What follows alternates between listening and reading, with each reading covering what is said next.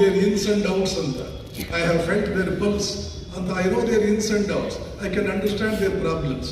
I know their weaknesses and their strengths ಅಂತ ಅರ್ಥ ಅದಕ್ಕೆ. ಹೀಗಾಗಿ ಒಂದೊಂದು ನಾಡಿಯೂ ಒಂದು ಶಕ್ತಿಯ ವಾಹಕ. ನಾಡಿಗಳು ಜಾಗೃತವಾಗುವುದೇ ನಾಡಿಗಳ ಒಳಗಡೆ ಶಕ್ತಿ ಸಂಚಾರವಾದಾಗ. ನಾಡಿಗಳ ಒಳಗಡೆ ಶಕ್ತಿ ಸಂಚಾರ ಅಂದ್ರೆ ಒಂದೇ, ಓಜಸ್ ಅಂತಂದ್ರು ಒಂದೇ. ಈ ಓಜಸ್ಸು ನಿರ್ಮಾಣವಾಗುವುದೇ ಬ್ರಹ್ಮಚರ್ಯದಿಂದಾಗಿ. ನರೇಂದ್ರನಿಗೆ ಮತ್ತೆ ಮತ್ತೆ ಹೇಳ್ತಿದ್ದರು ರಾಮಕೃಷ್ಣರು, ನರೇಂದ್ರನಿಗೆ ವಿವಾಹ ಮಾಡುವುದಕ್ಕೆ ಹೊರಟಿದ್ದಾರೆ. ಅವನ ತಂದೆ ತಾಯಿಯಂದ್ರಂತ ಸುದ್ದಿ ಬಂತು ರಾಮಕೃಷ್ಣನಿಗೆ. ಓಡಿ ದೇವಿಯ ಮುಂದೆ ಅಳ್ತಾ ಬೇಡ್ಕೊಂಡ್ರು, ಅಮ್ಮ ಏನಿದು, ಇಲ್ಲಿಯ ಲೆಕ್ಕಾಚಾರಗಳೆಲ್ಲ ತಲೆಕೆಳಕಾಗ್ತಾ ಇದೆಯಲ್ಲ, ನರೇಂದ್ರನಿಗೆ ಮದುವೆ ಆಗ್ಬಿಟ್ರೆ ಗತಿ ಏನು? ಜೊತೆಗೆ ನರೇಂದ್ರನಿಗೂ ಕೂಡ ಹೇಳ್ತಾ ಬಂದ್ರು, ನೋಡು ನರೇ, ಕಟ್ಟುನಿಟ್ಟಾದ ಬ್ರಹ್ಮಚರ್ಯದಿಂದ ಮೇಧಾ ನಾಡಿ ಅಂತ ಒಂದು ನಾಡಿ ಇದೆ, ಅದು ಜಾಗೃತವಾಗುತ್ತದೆ. ಅದು ಸಾಮಾನ್ಯರಿಗೆ ತಿಳಿಯದ, ಕಾಣಿಸದ ಎಷ್ಟೋ ವಿಷಯಗಳು ನಿನಗೆ ಕಾಣುವಂತೆ, ತಿಳಿಯುವಂತೆ ಮಾಡುತ್ತದೆ. ಜೀವನದಲ್ಲಿ ಮಹತ್ತರವಾದನ್ನು ಸಾಧಿಸಬೇಕು ಅಂದ್ರೆ ಮೇಧಾ ನಾಡಿಯನ್ನು ಜಾಗೃತಗೊಳಿಸಿಕೊಳ್ಬೇಕಾದ ಬಹಳ ಮುಖ್ಯ. ಆ ನಾಡಿಯನ್ನು ಜಾಗೃತಗೊಳಿಸಿಕೊಳ್ಳುವುದಕ್ಕೆ ವೇದಗಳಲ್ಲಿ ಒಂದು ಪ್ರಾರ್ಥನೆಯೇ ಇದೆ. ಆ ಪ್ರಾರ್ಥನೆ ಮೇಧಾ ಸೂಕ್ತ.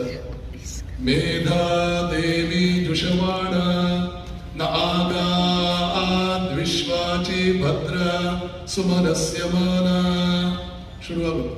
ರಾಮಕೃಷ್ಣಾಶ್ರಮದ ಭಕ್ತರೆಲ್ಲ ಇದನ್ನು ಹೇಳ್ತಾರೆ, ಬಾಯಿಗೆ ಹೇಳ್ತಾರೆ. ಬ್ರಹ್ಮಚಾರಿಗಳು ಹೇಳ್ತಾರೆ, ಅಲ್ಲಿ ಭಕ್ತರಿಗೆಲ್ಲ ಹೇಳ್ಕೊಳ್ಳಾಗುತ್ತೆ. ಇದೇ ಮೇಧಾ ನಾಡಿ. ಒಳಗಡೆ ಇನ್ನೇನೋ ನಾಡಿಗಳಿವೆ. ಸುಷುಮ್ನಾ ನಾಡಿ ಎಲ್ಲವನ್ನೂ ಮೀರಿಸಿದ ನಾಡಿ ಅದು ಸುಷುಮ್ನಾ ನಾಡಿ.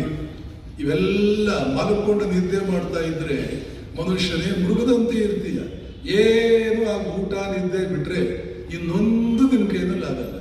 ಇವುಗಳನ್ನೆಲ್ಲ ಯಾವಾಗ ಜಾಗೃತಗೊಳಿಸ್ತೀಯ? ಸನಾತನ ಸಂಸ್ಕೃತಿ ದಿನಕ್ಕೆ 10 ಸಲ ಕೇಳುತ್ತೆ ನಿನ್ನನ್ನ. ಊಟ ಮಾಡಿಕೊಂಡೇ ಸಮಯ ಕಳಿತೀಯೋ, ಸ್ವಲ್ಪ ಈ ಕಡೆಗೆಲ್ಲ ಗಮನ ಕೊಡ್ತೀಯೋ? ಇಂಥ ವಿಷಯಗಳನ್ನು ಚೈನಾದವರಿಗೆ ಹೇಳಿದ್ದು, ಇಂಥ ವಿಷಯಗಳನ್ನು ಕೇಳಿ ಚೈನಾದವರು ಕಣ್ಣೀರು ಹಾಕೊಂಡು ಭಾರತವೇ ಭಿಕ್ಷುಕನಂತೆ ಇದ್ದ ನನ್ನನ್ನು ಶ್ರೀಮಂತನನ್ನಾಗಿ ಮಾಡಿದೆ. Beijing university professor, permanent representative of China to United Nations, ಅವನ ಬಾಯಿನಲ್ಲಿ ಮಾತು ಬರುತ್ತೆ ಅಂದ್ರೆ ಭಾರತ ಏನೆಲ್ಲ ಕೊಟ್ಟಿರಬಹುದು ಅವರಿಗೆ. ಕೊಡುವುದಕ್ಕೆ ಏನೆಲ್ಲ ಇದೆ ಭಾರತದಲ್ಲಿ, ಏನೆಲ್ಲ ಇದೆ.